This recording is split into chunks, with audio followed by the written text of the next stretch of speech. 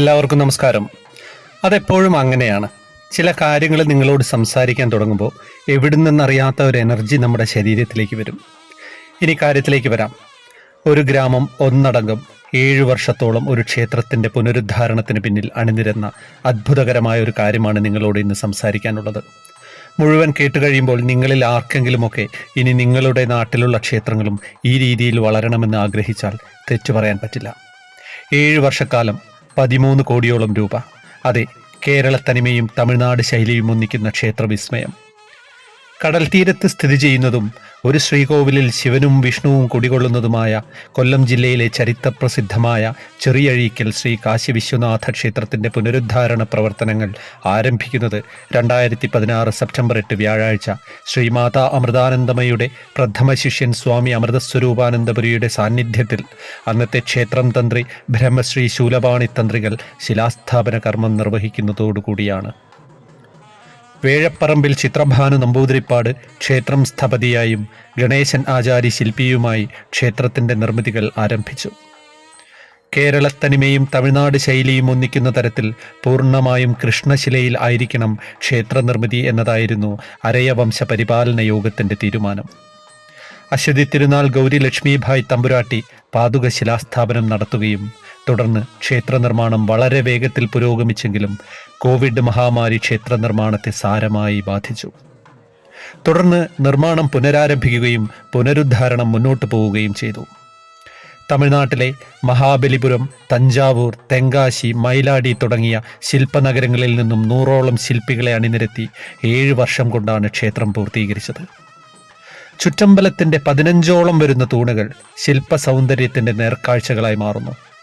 ചുറ്റമ്പലത്തിൻ്റെ 4 വശങ്ങളിലായി അതിശയിപ്പിക്കുന്ന ശില്പചാരുതയിൽ ഒരുക്കിയിരിക്കുന്ന 50ഓളം ശില്പങ്ങളാണ് ക്ഷേത്രത്തിൻ്റെ പ്രധാന സവിശേഷത. മുൻവശങ്ങളിൽ ഇന്ത്യയിലെ ഏറ്റവും പ്രസിദ്ധമായ 12 ശിവക്ഷേത്രങ്ങളിലെ ജ്യോതിർലിംഗങ്ങളും, തെക്കുവശം ക്ഷേത്ര ഐതിഹ്യവും, വടക്കുവശം ആലപ്പാട് ജനതയുടെ പരിശംവയ്പ് ചരിത്രവും, പടിഞ്ഞാറ് വശം ദശാവതാരങ്ങളും ശില്പകലയുടെ വിസ്മയമായി നിലകൊള്ളുന്നു. ഉപദേവാലയങ്ങളും നവഗ്രഹ ക്ഷേത്രവും പൂർണ്ണമായും കൃഷ്ണശിലയിൽ തന്നെയാണ് മനോഹരമായി പൂർത്തീകരിച്ചിരിക്കുന്നത്. 2024 ഫെബ്രുവരി 18 പുനഃപ്രതിഷ്ഠ നടത്തിയ ശേഷം നാടിനായി സമർപ്പിച്ചത് ഇന്ത്യയിലെ ഏറ്റവും പ്രശസ്തമായ വാരാണസി ശ്രീ കാശി വിശ്വനാഥ ക്ഷേത്രത്തിലെ മുഖ്യപുരോഹിതൻ മഹന്ത് പണ്ഡിറ്റ് ശ്രീകാന്ത് മിശ്ര ആയിരുന്നു. ക്ഷേത്രത്തിൻ്റെ 1ാം ഘട്ട നിർമ്മാണ പ്രവർത്തനങ്ങളാണ് ഇപ്പോൾ പൂർത്തിയായിരിക്കുന്നത്. 2ാം ഘട്ടത്തിൽ ആനക്കൊട്ടിലും ഗോപുരവും ഉൾപ്പെടും. ക്ഷേത്രത്തിന് സുവർണ ശോഭ നൽകി 6.5 കിലോ തങ്കത്തിൽ നിർമ്മിച്ച തങ്കക്കൊടി മരവും നിലകൊള്ളുന്നുണ്ട്. ക്ഷേത്രം കാണുവാനും ദർശനത്തിനായും കേരളത്തിൻ്റെ വിവിധ ഭാഗങ്ങളിൽ നിന്നുള്ളവരാണ് ദിവസേന ക്ഷേത്രത്തിൽ എത്തുന്നത്. ഇനി ക്ഷേത്ര ഐതിഹ്യത്തിലൂടെ പോയാലോ? പിൽക്കാലത്ത് കാശിയപ്പൂപ്പൻ എന്നറിയപ്പെട്ട ചെറിയഴീക്കൽ സ്വദേശിയായ ശിവഭക്തൻ മത്സ്യബന്ധനം കഴിഞ്ഞ് വീട്ടിലേക്കുള്ള യാത്രാമധ്യേ കാശിയിലേക്ക് തീർത്ഥയാത്ര പോകുന്ന ഒരു കൂട്ടം സന്യാസി വര്യന്മാരെ കണ്ടുമുട്ടുകയും കാശിയിലേക്ക് പോകുവാൻ അതിയായ മോഹമുണ്ടായിരുന്ന കാശിയപ്പൂപ്പൻ സന്യാസി വര്യന്മാരോടൊപ്പം കാശിയിലേക്ക് യാത്ര തിരിക്കുകയും ചെയ്തു. കാശിയിലേക്കുള്ള യാത്രാമധ്യേ നിരവധി പുണ്യക്ഷേത്രങ്ങൾ സന്ദർശിച്ചു. പ്രാർത്ഥനാനിരതനായ കാശിയപ്പൂപ്പൻ ജീവിത സാഫല്യമെന്ന വണ്ണം കാശിയിലെത്തുകയും ശ്രീ മഹാദേവ പ്രാർത്ഥനകളിലും പൂജകളിലും മുഴുകുകയും ചെയ്തു. പുണ്യനദിയായ ഗംഗയിൽ സ്നാനം ചെയ്യവേ തേജസ്സാർന്ന ഒരു ശിവലിംഗം സാളഗ്രാമം ലഭിക്കുകയുണ്ടായി. അതുമായി ദുർഘടമായ പാതകൾ താണ്ടി കാൽനടയായി സ്വദേശത്തേക്ക് മടങ്ങിയെത്തിയ കാശിയപ്പൂപ്പൻ പ്രദേശവാസികളോട് തനിക്ക് ലഭിച്ച ദിവ്യദർശനത്തെക്കുറിച്ചും ശിവലിംഗത്തെക്കുറിച്ചും വർണ്ണിക്കുകയും കാശിയിൽ നിന്ന് കൊണ്ടുവന്ന ശിവലിംഗം ചെറിയഴീക്കൽ ദേശത്ത് പ്രതിഷ്ഠിച്ച് പ്രാർത്ഥന തുടങ്ങുകയും ചെയ്തു.